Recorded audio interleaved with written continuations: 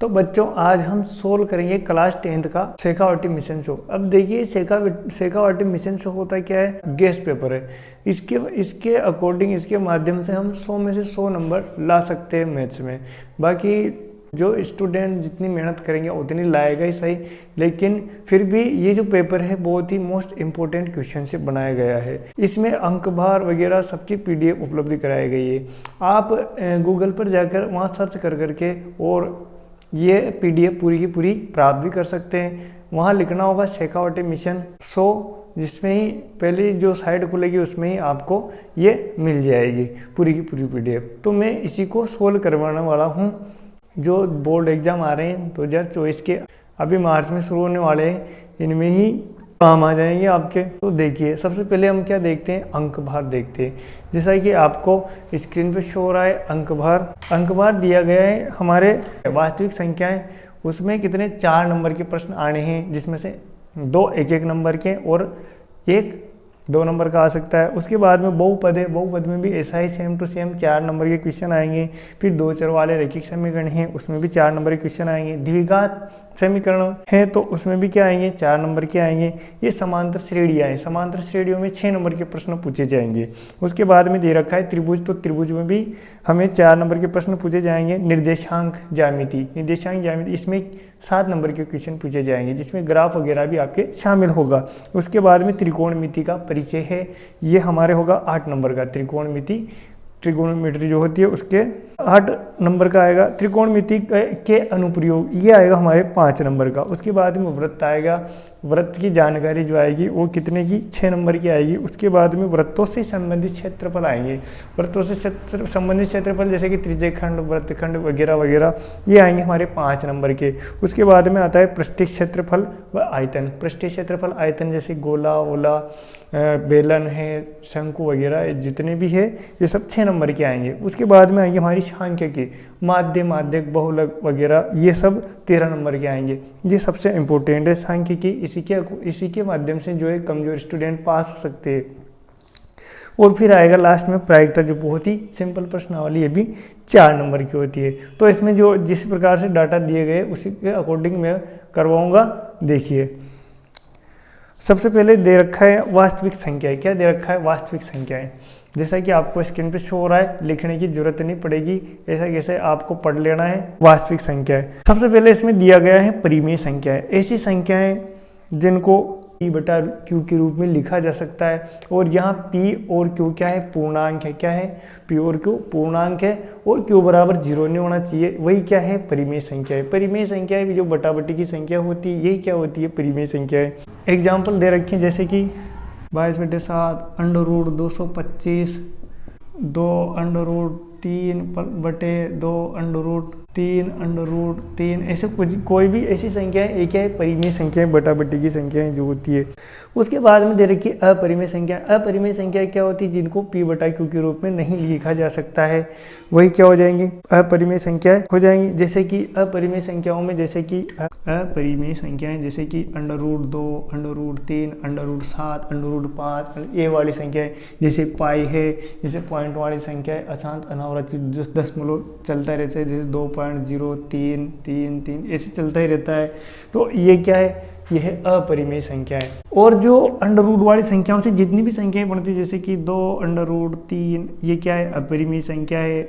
2 + √3 ये क्या है, माइनस, ये सब क्या है, ये है अपरिमेय संख्या है। उसके बाद में हम देखते हैं महत्वपूर्ण तथ्य जो है इसमें दे रखे हैं।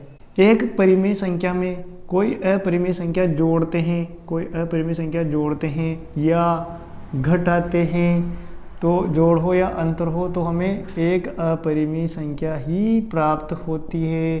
कोई सी भी हो भले, वही अपन को अपरिमेय संख्या प्राप्त होगी। और अब आती है गुणा की बात। यहाँ देखिए, यहाँ हमने क्या क्या कर लिया है, परिमेय और अपरिमेय का, परिमेय व अपरिमेय का क्या कर लिया है, जोड़ना और घटाना कर लिया है, जिससे हमें कौन सी संख्या प्राप्त होगी, अपरिमेय संख्या ही प्राप्त होगी। दूसरा पॉइंट क्या है, परिमेय संख्या, एक परिमेय संख्या ले लो व एक अपरिमेय संख्या ले लो, अपरिमेय संख्या का गुणा व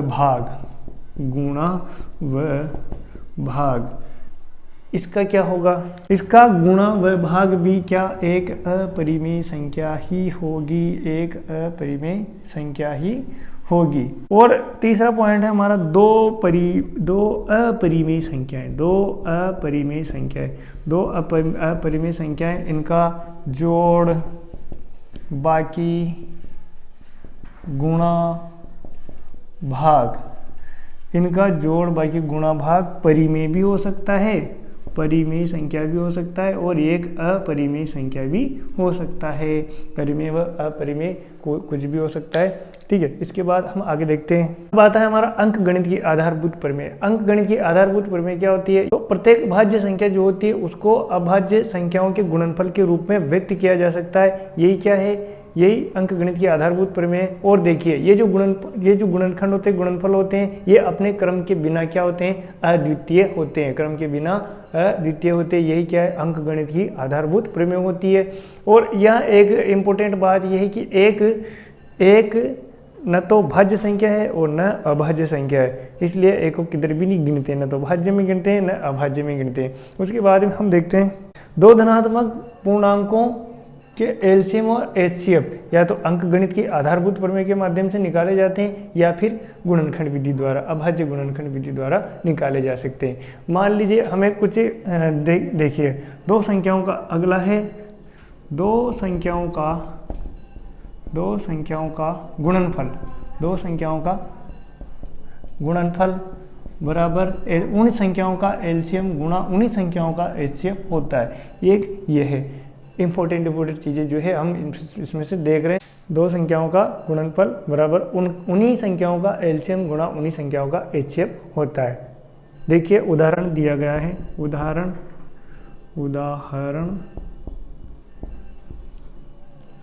दो संख्याओं 306 व 557 का एचसीएफ 9 है।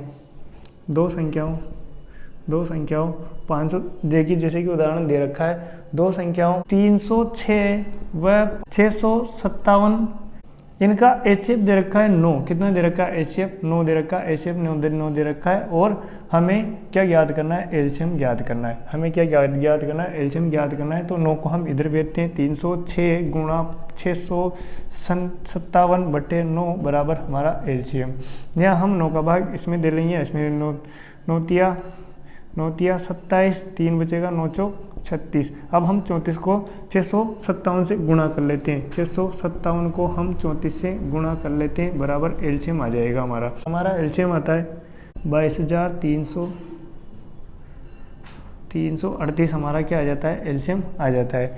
इस प्रकार से हम ये जो सूत्र है इसके माध्यम से भी डायरेक्ट ही अब हमें दो संख्याएं दे दी जाएगी, एलसीएम पूछ लेगा, एचसीएफ पूछ लेगा, या एलसीएम एचसीएफ दे देगा और एक संख्या दे देगा, हमसे दूसरी संख्या पूछ लेगा। इस प्रकार के इसमें प्रश्न पूछे जाने की संभावना है। उसके बाद में हम देखते हैं आगे।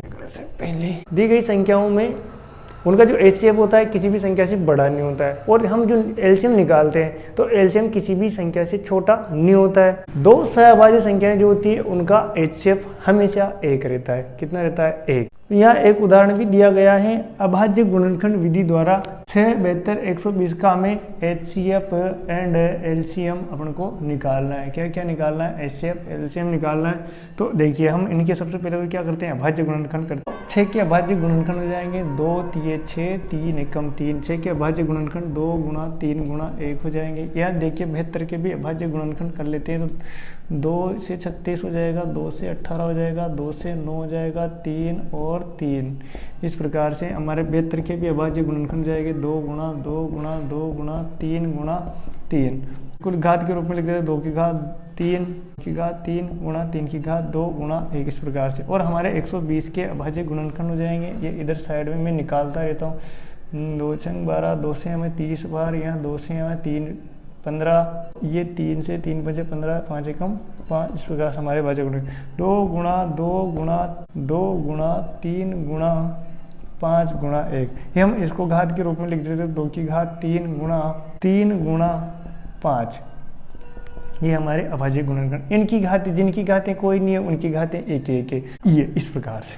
तो हमें क्या निकालना है, एचसीएफ निकालना है। सबसे पहले हम निकालते हैं एचसीएफ। एचसीएफ निकालने के लिए क्या करते हैं कि सबसे छोटी घातें ही हमें लेनी है सबसे छोटी घात जी, सब में कॉमन हो, दोनों तीनों में कॉमन होनी चाहिए सबसे छोटी घात। इसमें सबसे छोटी घात 2 की ये है, इसमें भी है और इसमें भी है, यानी सबसे छोटी घात 2 की घात 1 है हमारे पास कॉमन। उसके बाद में अगली संख्या देखते हैं 3, 3 की सबसे छोटी घात कहाँ है, ये 3 की सबसे छोटी घात इसमें भी मिल रही, इसमें मिल रही, इसमें भी, लेकिन सबसे छोटी तो 3 की घात 1 ही है। उसके बाद में क्या है, 1 है तो 1 तो होता ही है, और बाद और कोई संख्या ऐसी हमें कॉमन नहीं मिलती है, यानी 2 तिया 6 हमारा क्या हो जाएगा, HCF हो जाएगा।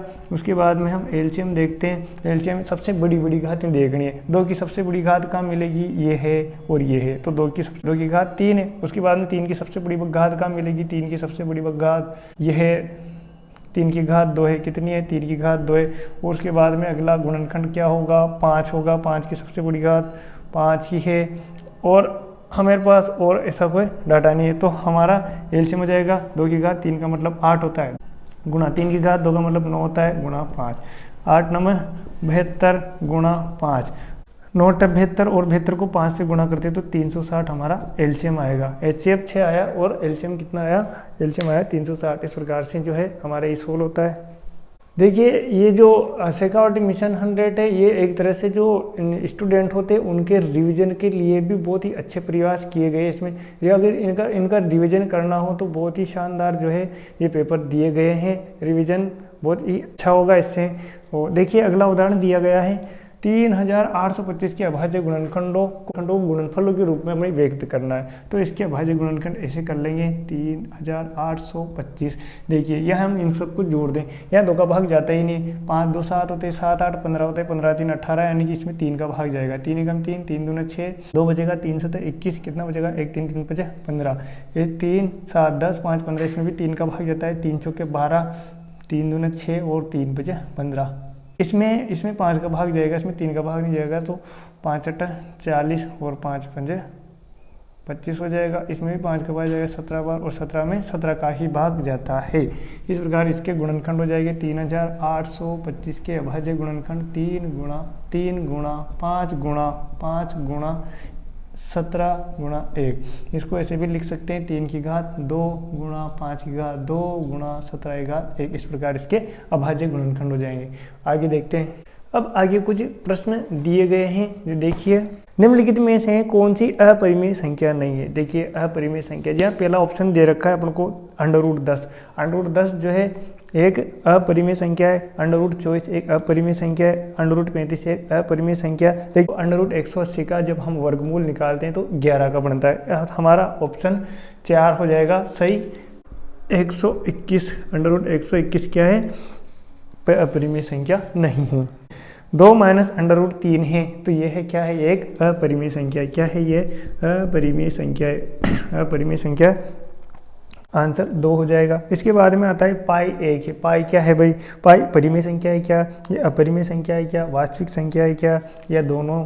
देखिए ये अपरिमेय संख्या भी है और एक वास्तविक संख्या भी है, तो हमारा ऑप्शन 4 इसमें सही होगा दोनों।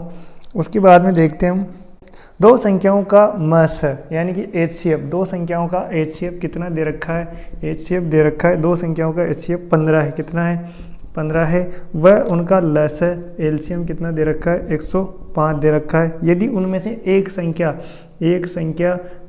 कितनी दे रखी है, एक संख्या दे दी है 5, तो दूसरी संख्या ज्ञात कीजिए। तो हमारे पास एक छोटा सा सूत्र था। देखिए दो संख्याओं का गुणनफल दो संख्याओं का LCM और HCF का गुणनफल यानी 15 गुणा 105 बराबर उन दोनों संख्याओं के गुणनफल एक संख्या मान लीजिए x है के बराबर होता है। तो इसको इधर भेजेंगे, ये हो जाएंगे 15 गुणा 105, ये बटा में आ जाएंगे इधर 5 5 3 15, 3 बार काट दिया। 3 को 105 से गुणा करेंगे तो 3 5 15, 3 निकम 3, 315 हमारा आंसर होगा। 315 हमारा क्या हो जाएगा, इसमें आंसर हो जाएगा ये ऑप्शन 3 सही होगा, ऑप्शन 3 सही होगा। उसके बाद में अगला प्रश्न है हमारा, निम्न में से अपरिमेय संख्या है। निम्न में से 4 ऑप्शन दे दिए, कौन सी अपरिमेय संख्या है। पहला वाला है 2, ये नहीं है। 2.234, 2 3 2 4 2 5 2 6 इस प्रकार से चलती जा रही, ये भी क्या है, अपरिमेय संख्या नहीं है। 2.23232323 ये बार लगा हुआ इसका मतलब, और 22/7। तो कौन सी संख्या यहाँ अपरिमेय संख्या होगी। तो ऑप्शन जो 2 नंबर का जो ऑप्शन है कितनी 2.2, 3, 2, 4, 2, 5 ऐसे चलती जाएगी, मतलब कभी खत्म ही नहीं हो रही है, बढ़ते क्रम में है। यही क्या है हमारा आंसर हो जाएगा, यही अपरिमेय संख्या। एक है 6 नंबर का 144 के अभाज्य गुणनखंडों में 2 की कितनी घात है। 144 के अभाज्य गुणनखंडों में 2 की कितनी घात है, तो हम 144 के अभाज्य गुणनखंड करके ही देख लेते हैं। 2 से 14, 2 दूनी 4, फिर 2 से 36 बार, 2 से 18 बार, 2 से 9 बार। तो देखिए 2 की कितनी घात है, 1, 2, 3, 4, 2 की घात कितनी है 4। ये क्या हो जाएगा हमारा आंसर, 2 की कितनी घात है 4 है। अगला प्रश्न है हमारा, यदि p² की घात 2 एक सम संख्या है, p क्या है, किसी भी संख्या का स्क्वायर सम है तो वह संख्या भी क्या होगी, सम ही होगी। देख लीजिए, भले आप 7 विषम संख्या इसका स्क्वायर करके लिए देख लीजिए, 7 7 49 होगा, ये विषम है। ये 9 का करके देख लीजिए, 9 9 81, ये विषम संख्या है। आप देख लीजिए, आप 13 देख लीजिए, 13 का जो स्क्वायर कितना होगा 169, ये भी विषम है। यानी कि विषम संख्याओं का स्क्वायर विषम होगा, सम संख्याओं का स्क्वायर सम होगा। अगला प्रश्न है, यदि संख्या a तथा संख्या 18 का एलसीएम 36 व संख्या a तथा 18 का एचसीएफ 2 है तो a का मान ज्ञात कीजिए। तो यहाँ हमें एक संख्या दे दी गई है, और दूसरी संख्या हमें ज्ञात करनी है। तो एक संख्या और दूसरी संख्या, दोनों संख्याओं का गुणनफल बराबर उन संख्याओं का एचसीएफ 2 गुणा और उनका एलसीएम 36 है। तो हमें क्या ज्ञात करना है, ये वाली संख्या ज्ञात करनी है। तो ये वाली संख्या ज्ञात करने के लिए इसको हम इधर भेजेंगे, 2 गुणा 36 बटे 18, हम 18 का भाग देंगे, 18 दूना 36। तो a बराबर 2 दूना 4, हमारी दूसरी संख्या कितनी आ जाएगी 4 आ जाएगी, हमारा आंसर हो जाएगा 4। इसी प्रकार से संख्याओं 96 और 404 का मस होगा, यानी कि एचसीएफ हमें ज्ञात करना है। 96 और 404 का हमें 96 व 404 का मस हमें ज्ञात करना है। तो इनका मस हम अभाज्य गुणनखंड विधि द्वारा करते हैं। तो देखिए इनके गुणनखंड कर लेते हैं। 96 के गुणनखंड हो गए 2 चौके 8, 2 8 16, 2 दूना 4, 2 चौके 8, ये 12, ये 2 से 6 बार, 2 तिये 6 और ये 3 एकम 3, ये 96 के गुणनखंड हो जाएंगे। अभाज्य गुणनखंड 2 गुणा 2 गुणा 2 गुणा 2 गुणा 2 गुणा 3, और हमारे 404 के अभाज्य गुणनखंड हो जाएंगे। 404 के अभाज्य गुणनखंड 2 दूना 4, 2 दूना 4, फिर 2 से 2 एकम 2, 2 एकम 2, और 101 में 121 भाग जाता है। तो हमारे 404 के अभाज्य गुणनखंड हो जाएंगे 2 गुणा 2 गुणा 101। अब हम देखते हैं कि दोनों में कॉमन क्या क्या है। दोनों में ये कॉमन, यानी कि 2 बार 2 कॉमन है। तो हमारा एचसीएफ हो जाएगा, एचसीएफ किसका 96 व 404 का एचसीएफ हो जाएगा 2 गुणा 2, 2 गुणा 2, यानी कि 2 दूना 4, हमारा क्या हो जाएगा इनका एचसीएफ हो जाएगा। 2 परिमेय संख्याओं के बीच में कितनी परिमेय संख्या होती है, तो 2 परिमेय संख्याओं के बीच में अनंत परिमेय संख्या होती है। कितनी होती है, अनंत परिमेय संख्याएं होती है। उसके बाद में संख्याएं 7 गुणा 11 गुणा 13 प्लस 13 व 7 गुणा 6 गुणा 5 गुणा 4 गुणा 3 गुणा 2 गुणा 1 प्लस 5 कौन सी संख्याएं, तो ये संख्याएं, ये दोनों संख्याएं क्या है, भाज्य संख्याएं। कौन सी संख्याएं हैं, भाज्य संख्याएं। अगला है 2 संख्याओं a व b का एचसीएफ क्या होगा। कोई सी भी संख्याएं दे देता है हमें a व b, p व q, कुछ भी दे देता है, तो इनका एचसीएफ कितना होगा, हमेशा 1 होगा। एचसीएफ कितना होगा, 1 होगा। अगला है 156 को अभाज्य गुणनखंडों के गुणनफल के रूप में व्यक्त कीजिए। हमें 156 दे दिया है, 156 की क्या करने में, अभाज्य गुणनखंड करने हैं। तो 2 7 14, 2 8 16, 2 तिये 6, 2 9 18, ये 3 से 3 एकम 3, 3 तिये 9, और ये 13 से 1। तो हमारे 156 के अभाज्य गुणनखंड होंगे 2 गुणा 2 गुणा 3 गुणा 13, यानी इसको हम ऐसे भी लिख सकते हैं 2 की घात 2 गुणा 3 की घात 1 गुणा 13 की घात 1। इस प्रकार ये हमारे 156 के अभाज्य गुणनखंड हो जाएंगे। 144 व 198 का महत्तम समापर्त्य मस क्या होगा, तो 144 व 198 का मस, तो 144 व 198 का मस हम गुणनखंड विधि से करते हैं। तो 144 देखिए 2 से करते हैं डिवाइड, 2 से तो 14, 2 दूनी 4, ये भी 2 से डिवाइड होगा, 2 तिये 6, 2 छंग 12, ये भी 2 से डिवाइड होगा, 2 एकम 2, 2 अट्ठे 16, ये भी 2 से डिवाइड हो जाएगा, 2 नंबर 18, ये 3 से होगा, 3 तिये 9, 3 एकम 3, इस प्रकार। और हम 198 के अभाज्य गुणनखंड करते हैं, तो देखिए 2 नंबर 18, 2 नंबर 18, ये 3 से डिवाइड होगा, 3 तिये 9, 3 तिये 9, ये 3 से डिवाइड होगा, 3 एकम 3, 3 एकम 3, ये 11 से डिवाइड होगा, 11 एकम 11। तो हमारे 144 के अभाज्य गुणनखंड हो जाएंगे 2 गुणा 2 गुणा 2 गुणा 3 गुणा 3, यानी कि हम इसको ऐसे भी लिख सकते हैं 2 की घात 4 गुणा 3 की घात 2। और हमारे 198 के अभाज्य गुणनखंड हो जाएंगे 2 गुणा 3 गुणा 3 गुणा 11। तो हम इसको ऐसे भी लिख सकते हैं 2 की घात 1 गुणा 3 की घात 2 गुणा 11 की घात 1। यहाँ सबसे छोटी छोटी घात देखते हैं HCF के लिए, क्या है HCF 144 198, इनका HCF निकलेगा तो सबसे छोटी घात है, यानी 2 की सबसे छोटी घात क्या है, यहाँ 4 है, यहाँ 2 ही है, तो ये हो जाएगा 2 की घात 1। और उसके बाद में देखते हैं 3 की सबसे छोटी घात, यहाँ 3 की घात 2, यहाँ भी 3 की घात 2, 3 की घात 2 ही होगा। देखिए 2 की घात 1 गुणा 3 की घात 2 का मतलब 3 तिये 9, यानी कि 2 नम 18 हमारा क्या हो जाएगा, HCF हो जाएगा। इसके बाद में देखते हैं अगला प्रश्न है हमारा, अभाज्य गुणनखंड विधि द्वारा 510 व 92 का LCM यानी कि लघुत्तम समापवर्ती और HCF से ज्ञात कीजिए। तो कितना दिया है हमें, 92 दिया है और दूसरा कितना दिया है, 510 दिया है। अब इनके अभाज्य गुणनखंड करते हैं। 510 के अभाज्य गुणनखंड 2 का भाग देंगे, 2 दूनी 4, 2 पंजे 10 और 2 पंजे 10। अब इसमें जाएगा 3 का भाग, तो 3 अट्ठा 24 और 3 पंजे 15। अब इसमें जाएगा 5 का भाग, 5 से ये 17 बार जाएगा और इसमें जाएगा 17 का 17 एकम 17। तो हमारे इसके अभाज्य गुणनखंड हो गए 510 के। अब हम 92 के अभाज्य गुणनखंड करेंगे, 2 से डिवाइड करेंगे, 2 चौके 8, 2 छंग 12, ये भी 2 से डिवाइड होगा 23 बार और ये होगा 23 से 1 बार। तो हमारे 510 के अभाज्य गुणनखंड हो जाएंगे, 510 के अभाज्य गुणनखंड 2 गुणा 3 गुणा 5 गुणा 17।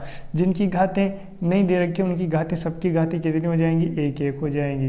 92 के गुणनखंड होंगे 2 गुणा 23। अब हम क्या करेंगे HCF के लिए, HCF किनका 510 और 92 का HCF कितना होगा, सबसे छोटी घात देखते हैं, 2 की सबसे छोटी घात कितनी है, 1 ही है, तो ये 2 गुणा 3 की सबसे छोटी घात 3 है नहीं, दूसरे में 3 है नहीं, कॉमन को ही अपन को देखना है और कोई घात ही नहीं है, यानी 2 गुणा 1 हमारा HCF हो जाएगा 2। हम LCM देखते हैं, LCM किनका देखते हैं, 510 और 92 का LCM देखते हैं। तो सबसे बड़ी घात देख लेते हैं। यहाँ 2 की सबसे बड़ी घात कितनी हो जाएगी, यहाँ 2 की घात 2 गुणा 23, यानी 2 की घात 2 सबसे बड़ी घात है, गुणा 3 की घात सबसे बड़ी कितनी है, ये 1 ही है, 3 एकम 3 यही है, और 5 की सबसे बड़ी घात ये 1 ही है, 17 की सबसे बड़ी बात यही है, और अगला है 23। इन सबको गुणा कर लेते हैं, तो ये हो जाता है 2 दूना 4 गुणा 3 का 3 एकम 3, 5 एकम 5, 17 एकम 17 और 23 एकम 23। अब इन सबको गुणा करते हैं, 23,460 आता है। इस प्रकार हमारा ये प्रश्न भी कंप्लीट होता है। अगला प्रश्न है, दो संख्याओं 90 व 144 का LCM 720 है, तो HCF ज्ञात करो। हमें 2 संख्याएं दे दी, एक तो 90 दे दी गई है और 144 दे दी गई है, और इनका LCM कितना दिया गया है, इनका LCM 720 दिया गया है। HCF हमें ज्ञात करना है। तो हमारा एक सूत्र होता है LCM गुणा HCF बराबर दोनों संख्याएं जैसे कि A1 गुणा A2, ये पहली संख्या ये दूसरी संख्या, ये दोनों ये बराबर होते हैं। तो LCM कितना दिया है 720 गुणा HCF हमें ज्ञात करना है, बराबर पहली संख्या है 90 और दूसरी संख्या है 144 है। तो हम HCF को यहीं रख लेते हैं और 720 को इधर ट्रांसफ़र कर देते हैं। तो 90 गुणा 144 बटे ये हो जाएगा 720। यहाँ 1 0 से 1 0 काट देंगे, 9 8 72 और 8 का भाग हम 144 में देते हैं। तो HCF कितना आता, 18 8 144, यानी कि 18 हमारा क्या आ जाएगा HCF। इसके बाद में अगला प्रश्न है सिद्ध कीजिए कि √3 एक अपरिमेय संख्या है। हमें √3 को क्या सिद्ध करना है कि यह एक अपरिमेय संख्या है, अपरिमेय संख्या। तो हम इसको कैसे सिद्ध करेंगे? इसको सिद्ध करने के लिए हम विरोधाभास विधि का प्रयोग करेंगे। तो मान लेंगे, माना कि √3 एक परिमेय संख्या, ये हमने मान लिया कि ये क्या है, ये परिमेय संख्या है। यह परिमेय संख्या है। अगर ये परिमेय संख्या होगी तो परिमेय संख्या को कैसे लिख सकते हैं? P/Q के रूप में लिख सकते हैं। अतः √3 बराबर A/B, P/Q कुछ भी लिख सकते हैं, A/P है, जहाँ A व B क्या है? A व B सहअभाज्य है, सहअभाज्य संख्याएं हैं, वह पूर्णांक है। देखिए अब ये सहअभाज्य संख्याएं हैं, पूर्णांक हैं, तो B बराबर 0 नहीं है, ऐसा भी हम लिख लेते हैं, B बराबर 0 नहीं है। अब हम यहाँ क्या करेंगे? दोनों पक्षों का वर्ग करेंगे। दोनों पक्ष कौन कौन से? ये बराबर के इधर वाला और बराबर के इधर वाला, दोनों पक्षों का वर्ग करने पर, दोनों पक्षों का वर्ग करने पर, तो √3 का वर्ग बराबर A/B का होल स्क्वायर। √3 का वर्ग करेंगे तो कितना आएगा? 3 बराबर इनका करेंगे तो A²/B²। यहाँ से इन B को इधर ट्रांसफर करते हैं तो A² का मान आ जाता है, तो 3B² बराबर A²। देखिए यहाँ हम 3 को इधर भेजे तो ये किसकी डिवाइड में जाएगा? A² की डिवाइड में जाएगा, यानी कि ये 3 A को विभाजित करता है। चूँकि यहाँ 3 A² को विभाजित करेगा।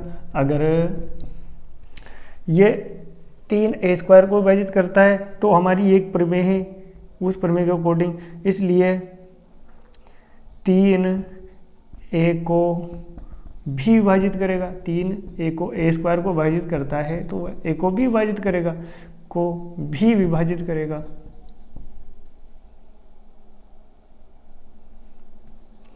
विभाजित करेगा। अतः यहाँ A बराबर 3C रखने पर, 3C, यहाँ C क्या है? एक C एक पूर्णांक है, कोई भी एक पूर्णांक है हमारा C। अब हम क्या करेंगे? इस A की जगह 3C का मान प्रतिस्थापित करेंगे। A का मान प्रतिस्थापित करने पर, किस में प्रतिस्थापित करेंगे? हमारी जो ऊपर वाली समीकरण है उसमें हम यह मान प्रतिस्थापित करेंगे। तो 3B² ऐसा कैसा ही रहेगा? बराबर A² की जगह क्या आ जाएगा? इस A² की जगह 3C आ जाएगा, 3C का यानी कि 3C का भी स्क्वायर, तो 3B² = 3 9C²। यहाँ इस 3 से ये 9 कट जाएगा 3 बार, तो B² बराबर कितना आएगा? 3C² आएगा। कितना आएगा? 3C² आएगा। अब इस 3 को इधर भेजते हैं तो B के भाग में जाती है, क्योंकि यहाँ 3 B² को विभाजित करेगा, इसलिए उस प्रमेय से 3 B को भी विभाजित करेगा।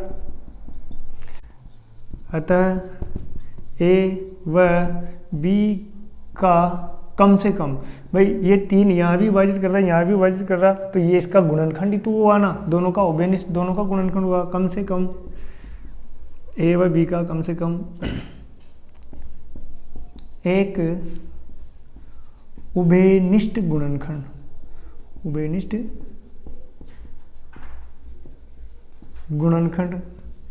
3 है। अतः √3 एक परिमेय संख्या है। परंतु देखिए, अगर √3 परिमेय संख्या, हम जानते हैं कि √3 तो एक अपरिमेय संख्या है, लेकिन हमने सिद्ध कर दिया कि ये परिमेय संख्या है। परंतु यह इस तथ्य का विरोधाभास है, इस तथ्य का विरोधाभास है कि ए व बी सह अभाज्य हैं। अतः हमारी कल्पना क्या होगी, गलत हो गई। अतः हमारी परिकल्पना गलत है। क्या गलत है कि हमने √3 को एक परिमेय संख्या माना, ये गलत है। अतः √3 एक अपरिमेय संख्या है, अपरिमेय संख्या है।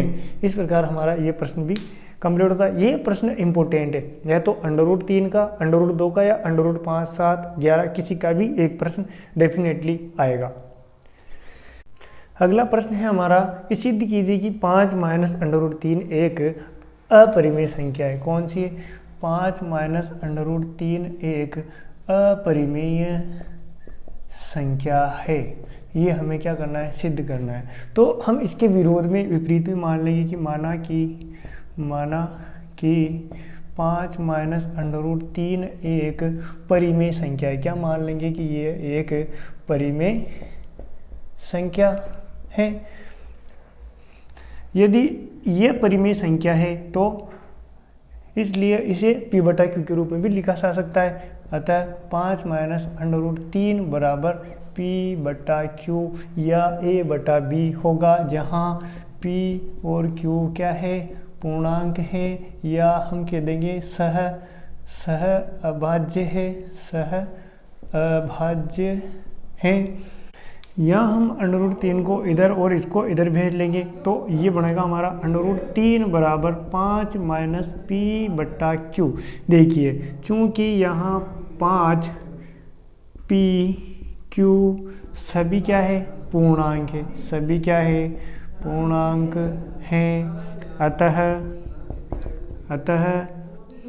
5 - P/Q एक परिमेय संख्या है, एक परिमेय संख्या है।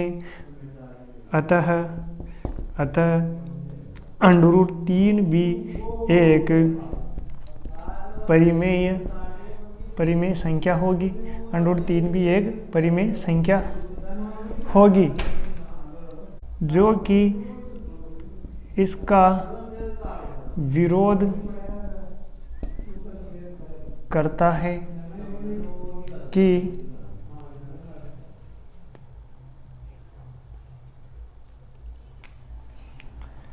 √3 एक अपरिमेय संख्या है, एक अपरिमेय संख्या √3। इसलिए हमारी परिकल्पना गलत हुई। हमारी परिकल्पना गलत है कि 5 - √3 एक परिमेय संख्या, ये हमारी गलत परिकल्पना है। अतः 5 - √3 एक अपरिमेय संख्या है, अपरिमेय संख्या है। इस प्रकार हमारा ये प्रश्न भी सोल्व हुआ। ये भी एक इम्पोर्टेंट प्रश्न है। अगला प्रश्न है, सिद्ध कीजिए कि 7 √5 एक अपरिमेय संख्या है। देखिए, 7 √5 एक अपरिमेय संख्या है, यह हमें सिद्ध करना है। तो मान लेंगे, माना कि 7 √5 एक परिमेय संख्या है। हम उल्टा मान करके कर रहे हैं कि ये संख्या परिमेय है, ये मान के करेंगे तभी होगा।